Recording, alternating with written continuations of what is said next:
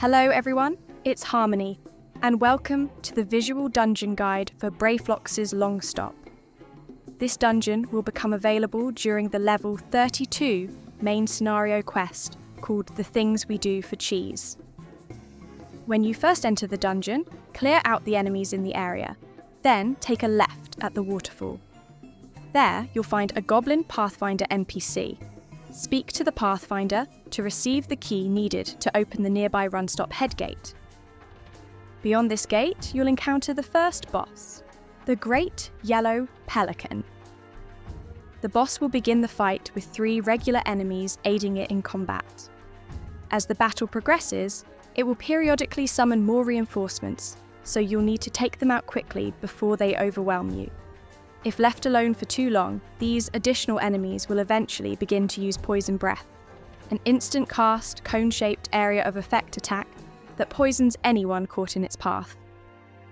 Hammerbeak is an instant cast attack that deals low damage to its target, along with a small chance to poison them. Numbing Breath is a frontal cone-shaped area of effect attack that will damage and paralyze anyone caught within it. To avoid this, simply step out of the marked telegraphed area. These mechanics will now repeat until the boss has been defeated. Just a little note before we continue with the guide. From this point onward, as you explore the dungeon, you may come across additional Goblin Pathfinder NPCs. When you approach them, enemies will spawn and begin attacking the Pathfinder. If you defeat the enemies before the Pathfinder is killed, you'll successfully rescue them and be rewarded with a treasure chest. The second boss is the Inferno Drake. At around 80% health, it summons a Tempest-biased mini-boss to assist it in combat. At the same time, the NPC Brayflox will also join the fight to aid your party. Both the boss and the mini-boss will occasionally use breath attacks, which are their only special ability.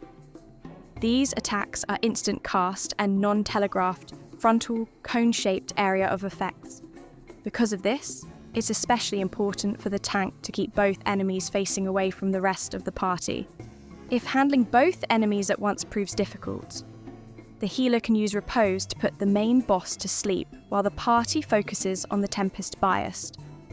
You cannot sleep the mini-boss as the Brayflox NPC will prioritise attacking it, which will cause it to continuously awaken. These mechanics will now repeat until both the boss and mini-boss have been defeated. The third boss is Hellbender. Bog Bubble will target a random player with an instant cast unavoidable attack. This damages both the target and any nearby players. To minimise party damage, it's best to stay spread out so that if you're targeted, only you are hit.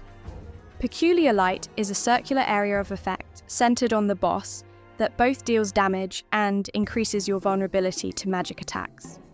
To avoid this, simply step out of the marked telegraphed area. Stagnant Spray is a frontal cone-shaped area of effect attack. To avoid this, simply step out of the marked telegraphed area. Effluviation instantly traps a random player inside a queer bubble. While trapped, the player takes damage over time and cannot move or use movement abilities. The party must immediately shift focus to destroying any queer bubbles on the battlefield in order to free their imprisoned ally. These mechanics will now repeat until the boss drops to around 20% health. At that point, the final boss, Aiatar, will appear and devour the Hellbender.